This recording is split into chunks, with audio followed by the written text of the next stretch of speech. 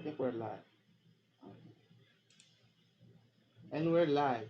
Welcome to another episode of Business Focus Live with me, John, where we talk about business related topics as well as news from here and around the world.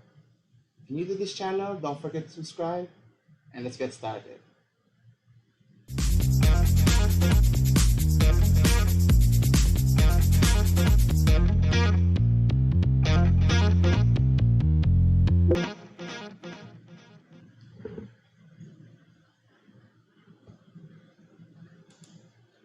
And we're back. So today is June 5th, Friday. So hello to all the viewers who were able to join me today. So this week we'll be discussing about the many businesses that are going back to their normal operation, what the new normal you would consider, and how are they coping with the new situation that is occurring right now due to the pandemic. And one of the first main topics that we'll be discussing is even though businesses are opening right now, they're stating that even though you are able to visit many of the establishments that you accustomed visiting before, they're stating that you enter at your own risk. And according to the article at CNBC, they're stating that businesses are warning customers that there is an inherent risk of exposure to the virus or the coronavirus in public places. So if you plan to visit, let's say, eat at restaurants, go to theme parks, which I will be discussing in a little bit, that you know you should be aware that there is an inherent risk attached to it that companies are trying to ensure, or not necessarily ensure, that many prominent brands like Disney Company and Universal theme parks are saying that you may still visit their establishments or theme parks, but there's no guarantee that they will not, with 100% assurance that you will not get infected, which begs us to the question: should we go out and go to those different places? And one of those said places, as mentioned, and this I think I discussed it already last week. The Disney company or the Disney theme park is set to open next month, which they've already green light according to CNBC's article. They're set to reopen their main theme parks by July 11th, primarily in the Florida state. So Magic Kingdom will open, and as well as Animal Kingdom. So after that, their other two theme parks, Epcot and Hollywood Studios, will follow by July 15th. Now, obviously, they've already discussed or mentioned this in previous articles that they're going to require a set of health protocols, measures to protect the employees or staff members as well as the visitors or guests coming in, such as wearing face masks, okay, undergoing temperature checks prior to entering the park. So the state of Florida has already approved of the reopening of the Disney company. Now, obviously, they have furloughed some of their staffers or staff members during the past few months, unsure of whether they would open again. But the question here is the safety measures enough to protect the visitors? If you are a visitor, would you consider visiting such places like Disney theme parks? Now, obviously, in previous article, it was mentioned that even though there's no vaccine readily available right now, people are still willing to go to such places, and knowing that it's not just that the individual might get infected, but typically when you go to a theme park, it's a family-oriented location wherein you bring your kids, your parents, your loved ones to a theme park. So how are they going to manage that? Are they going to operate at full capacity, or will it be at a reduced capacity? I think there was no mention about limiting the number of visitors going in and out. Now, one thing they have stated is there is an inherent risk, so public the public should be aware of this scenario. Now, it's not the same as, let's say, you're traveling on an airplane, that there's an inherent risk that it might crash, but hopefully not. But you take that into account. But getting sick is another matter altogether, I think. Don't you think? One of the things that they mentioned is they're going to remove the parades that typically occurs on a day-to-day basis, and they will implement social distancing in restaurants. But in terms of the theme park as a general, how are they going to implement that in terms of the rides for kids and adults, especially in the open space that Disney theme park is known for? That's why I think it makes sense that a reduced capacity would be ideal at the very beginning, until such time that people are comfortable or there's a way to mitigate or reduce the chance of infecting, contracting the disease. And we still have to wait and see. I think Disney will be I would say pioneer, but would be at the forefront of how other businesses or major businesses would follow. Similar to that are other sporting events like the National Basketball League is planning to reopen already by late July, I think. So similar to Disney theme park. So how they go about will be critical. So informing visitors, the public is essential here. Anyway, so not just the theme parks are doing their part in terms of how to, go back to normal operations. Speaking of Asia, Asia's fishermen and farmers are going digital during this virus pandemic. So obviously, many farmers and fishermen are having difficulty transporting their goods or produce from the provinces all the way to the city with all the lockdowns, with the limitations of traveling from one place to another. So rather than wasting their products or produce, they found an alternative way to sustain themselves in this critical juncture. So, like a farmer in Malaysia, in Cameron Highlands, is using e-commerce as an alternative way to sell their products. So they've tagged it as a savior in terms of their survivability, in terms of survival of the fittest, so to speak. So similar stories have already cropped up, not just farmers but as well as fishermen across Southeast Asia. Now, is this the same case here in our country? Maybe not so much because I haven't heard major produce farmers or fishermen are utilizing said technology. But one company, such person is Steve Teo, I hope I'm pronouncing his name properly, who sells corns and flowers, is using e-commerce platforms such as Lazada to sell his products and create a new customer base, which is an opportunity. And if you were to notice in previous discussions, many businesses that had transitioned from a typical retail business to a online platform or online business have benefited tremendously. And for those who have not, are lagging behind or are having difficulty or at worst case having to close their businesses, which is we don't want to happen. So with this scenario of shifting to e-commerce platform has helped many farmers, and what's surprising, they're able to sell as much as 1.5 tons of fresh produce of vegetables, which is good. Hopefully, many other neighboring countries as well as businesses are able to follow suit. So good news for everyone, right? So another business from Malaysia, Audrey Gu. The company is My Fishman, who sells a seafood subscription and delivery service in Malaysia. So again, providing online service is key here. So whether you use your own platform or use an e-commerce platform such as Lazada, Shopee, or you can create your own e-commerce platform would be tremendous here.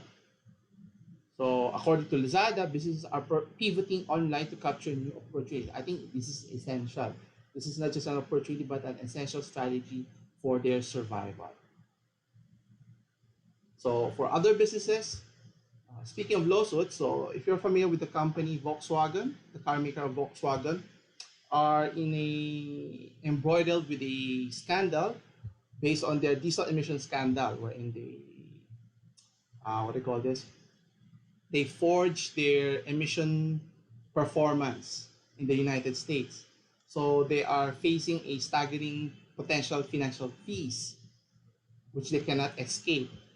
Even though they have already settled with the U.S. criminal and civil actions for more than 20 billion, but based on the illegal software that they implemented to circumvent the emission standards that is required, they're looking at penalties of $5,000 per day per vehicle. So they have right now in the market around 6,100 vehicles. So that's amounting $30 million per day. So on a yearly basis, that's $11.2 billion, and they've started doing this way back from 2015 up to the present. So you can imagine the financial and penalties that's going to cost them. So that's a little over 30 billion euros or 33 million billion dollars. So this is the price you pay for cheating your customers. So you know, committing a crime, there's a price to pay. Hopefully it's a learning lesson for them. Cheating is not a sustainable endeavor.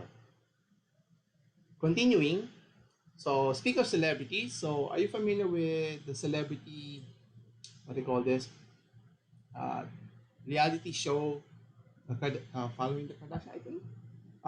One of the family members is Kylie Jenner, is considered a billionaire according to Forbes, but in this latest article they had to drop because of inflating their information, so to speak. And based on the company that Miss Kylie Jenner had created, focusing on cosmetic products, which she established way back in 2015. You may be familiar with the Kylie Cosmetics and Kylie Skin. Now, the Forbes company or Forbes magazine stated that the said person, or in this case Miss Jenner, inflated their riches. Now, obviously, this has provided negative feedback from the public. But then again, if you're a reality TV star, any publicity, good or bad, is always good for business, right? So this has trumped up, another article for them to discuss their family. When said they were at when asked regarding this issue, she just nudged it away as if she didn't care. Anyway, apart from that, speaking of celebrities, one of my favorite professional players who's still playing tennis, Roger Federer, has become the world's highest paid athlete. So, and this is according to Forbes. So right now, Federer is, how old is he? He is already 38 years old. So I'm even older than him. Let's take a look here. Yes. So even though he's 38 at the twilight of his career, he's already become the highest world paid athlete according to Forbes, earning as much as a little over 86 billion euros, or I think it's pounds, in the past year, wherein 81 million of it is based on endorsements alone. Now, you might be surprised that he's only earning roughly a little over 5 million in terms of tournament winnings, meaning he hasn't been winning this past few months or years, which is understandable based on his age and competition. But what's interesting here is companies are still lining up for him to endorse their products, which is good, right? Meaning he's a good ambassador, a great ambassador at that for the many products. I think one of the brands that I know that he's endorsing is Uniqlo's one, and then I think Tan Hoyer. I think I forgot which watch company, but I think there are a lot more that he's endorsing. So to round out the top five uh, richest athlete in the world, we have number two, Cristiano Ronaldo. If you're familiar, the football player from Portugal, was earning a close second of 85 million pounds. Third is a football player again, Lionel Messi, who's from Argentina, who's earning 84 million. Next is Neymar. Neymar, who is from Brazil, is earning 77.5 million. And finally, at around the top five, we have Mr. LeBron James. For those who are not familiar, he's playing for the Los Angeles Lakers, is earning 71.5 million. That's a lot of zeros. Good for them. And for some local news, so since many businesses, or actually speaking of lockdowns, according to our latest announcement from our president, that starting June 1st or starting June, the lockdown will be eased from ECQ or enhanced community quarantine to general community quarantine. So said locations are from Metro Manila, so that's us, and then Regions 2, Cagayan Valley, Region 3, Central Luzon, Region 4, Calabar Zone, which consists of Cavite, Laguna, Batangas, Rizal, and Quezon Province, as well as Pangasinan and Albay. So these locations will be shifting to a GCQ status, while the rest will be modified will be shifting to a modified general community quarantine or MGCQ. But the question here is, how are people going to go back to their works if there are no public transportation readily available? And according to Rappler, there will be no city buses and traditional jeepney available as of yet. So there will be two phases that will be implemented before the public utility vehicles will be at full swing. So starting at June 1st all the way to the 21st, train systems, bus augmentation, taxis, transport network, shuttle services, point-to-point buses, and bicycles can be utilized. Now, I don't understand why bicycles would be utilized here, and they mentioned that people can traverse along EDSA using bicycles.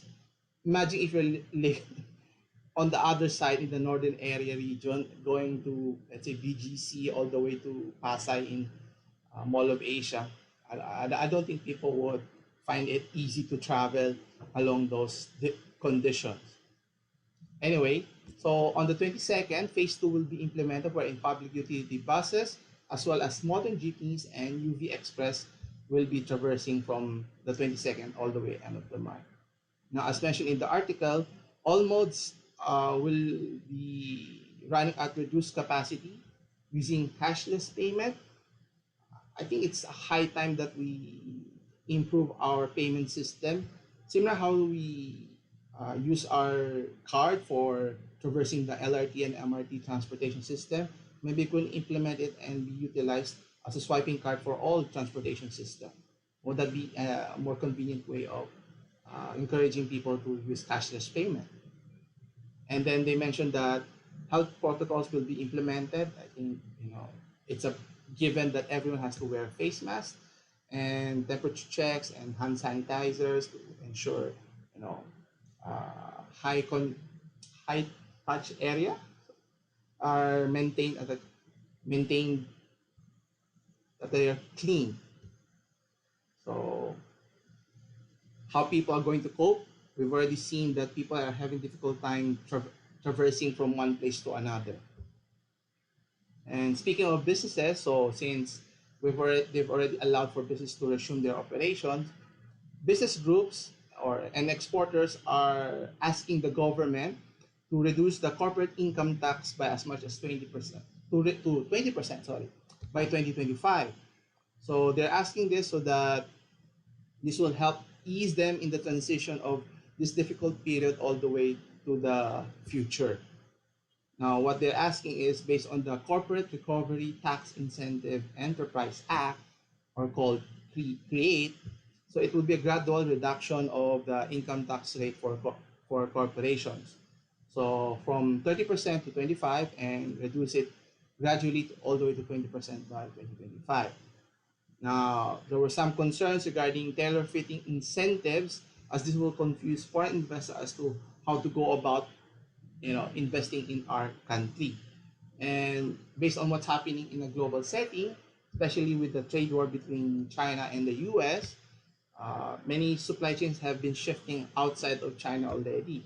But concern here is we are not benefiting from that shift.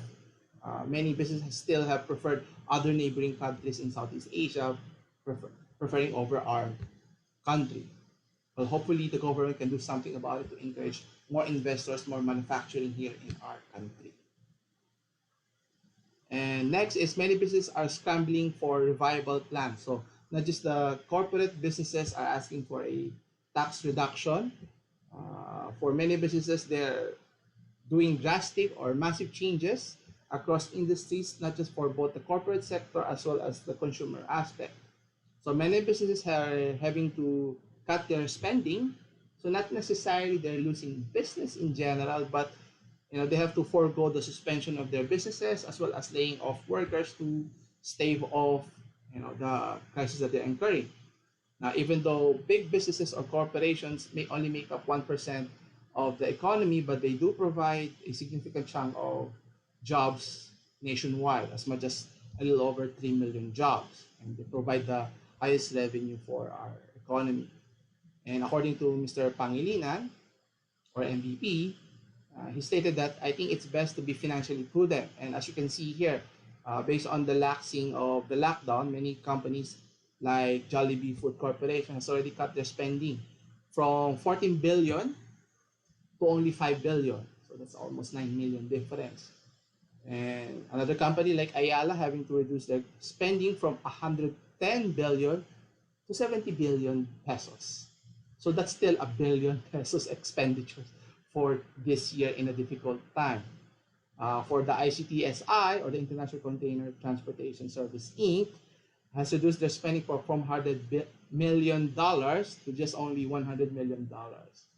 So that's still a significant chunk of money being spent.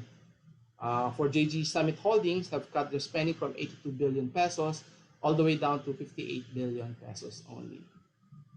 And finally, for the Aboitiz Equity Ventures company, has cut their spending from 73 billion all the way to 47 billion pesos. So this will be the new normal for the immediate future until everything works out. So as the new normals being implemented, chief economist has stated that according to Union Bank, the economists of Union Bank Philippines say that as much as 10 million people could be laid off. So hopefully government can intervene and help businesses survive this critical juncture and be able to sustain themselves and be able to support the economy as a whole.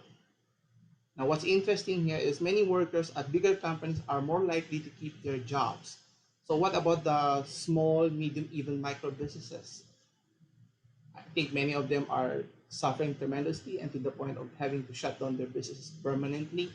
I think government and banking institution has to do their part to support many of our businesses, our fellow countrymen, so that can improve their situation. And it was mentioned that the recovery for essential goods will happen in the next few months, while non-essential goods such as travel and tourism could take longer. Now, in previous discussions, in previous live stream, it was mentioned that it could take years before people even start thinking of traveling, in foreign countries or even within our nation. So it's going to take that some time unless pharmaceutical company can come up with a vaccine in the very near future. Speaking of restaurants, so it's not just the big businesses are doing their part on resuming their businesses. So many restaurants are already opening in modified general community quarantine area. So what's it going to be? What's it going to look like if you're in that area? So they'll be asked only to operate at 50% capacity. So you may dine in, you'll be escorted to a designated table, and then you will select an order from a menu placed on the table, which I think they should introduce, contactless, such as, like how McDonald's is implementing the taking orders. You can use it by using an app or using their interface so that, you limit the chance of interacting with the person. And then in terms of payment, you separate, there's no more you put it in a, what do you call this, cash tray of sorts, so that there will be no contact between one person to another. And obviously, hand sanitizer should be available for all customers. Now, no buffet and self-service areas will be allowed. Restaurants should establish separate hand washing. I think that's reasonable. Sink basins from kitchen staff as well as dining customers. And closure of play areas. I think that's understandable to avoid any contact with other people. And encouraging contactless drive-through orders or counter, and no physical contact payment during payment. Now, obviously, other modes of payment would be encouraged. So it's high time that many businesses adopt different modes of payment, maybe using GCash or QR code, so that it will be easier for customers to pay their food. So regular sanitation on high contact areas and surfaces has to be cleaned regularly. So there's going to be a lot of work needed. Otherwise, we don't want to have, we don't want to have a second wave of cases occurring in our country. I don't know if we can handle that burden already. So I think right now, based on yesterday's latest count, we're already at 20,000 cases, and we need to have the test readily available for everyone that needs to be tested, and should be readily available for all individuals. Obviously, I forgot how much it cost for each test, but in other countries like in Korea, they made it readily available for free. So you can just drop by, like drive through. So you go to a open parking area facility of sorts, and then they can test you, and then within a day or two, they'll give the feedback to you right away. So whether you need to be quarantined or you need to go to a different facility. I think that our government can adopt that same mentality. Oh, sorry. And finally, speaking of vaccine, if you're familiar with Sanofi, who is a pharmaceutical company, where is it? Sorry, got lost there. Where's the company? There you go. So Sanofi is a pharmaceutical company in the Philippines, also known as Sanofi Pasteur. I hope I'm pronouncing it correctly. They've stated that they're developing a vaccine for COVID-19, hopefully within 18 to 24 months. I think that's a very highly optimistic. That's going to take long, I think normally longer. This is based on a best case scenario. If you're interested to learn more about vaccine, I think I already discussed it in previous live stream wherein they interviewed Mr. Kim from South Korea, where he discussed what the vaccine is all about, what's the process, how long it takes. And based on other vaccine that was produced, typically takes 10 years. That's a very long time. Now, obviously, if you pull in the resources, maybe they could hasten or speed up the process to have that time, and it's going to take a lot of investment and resources to develop the vaccine. Now, they also mentioned, which is, I don't know how you would take it, that there's no guarantee that there will be a risk, always a risk of failure. Now, let's say out of 10, there's a 1 in 10 chance of only creating the vaccine. So we can be optimistic, but we have to be realistic also in our expectation that if someone says that there is a vaccine ready available, actually it goes into 3 different stages. So I think right now many pharmaceutical companies are still in the phase 1 when they're testing animals before they transition to a small group of people, healthy people, where then they test the vaccine. If it goes well, then they go to full trial in the 3rd stage. But that's 6 months, a year, or 2 years from now. So can always be hopeful. As I mentioned, they're still in the early stages of the vaccine. Hopefully everything turns out well. And they've already partnered with another pharmaceutical company, GSK, GlaxoSmithKline. So can always be hopeful. That's why it's important for every one of us to be responsible. If you need to go out, you need to protect yourself so that you protect everyone in your family, not just yourself, but your entire community. Just kind of interesting to see. Right? Hopefully everything turns out for the best. Anyway, that concludes our discussion for today. So if you have any questions, hello Huge. Thanks for joining me today.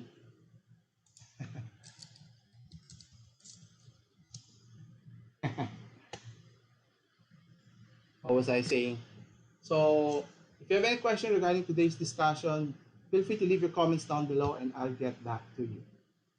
So also, don't forget to hit the notification bell icon so you can stay updated with the latest news as well as videos. As always, thanks for watching. I'll see you again next week. Same time, same channel. Take care. Okay, that's our exit intro.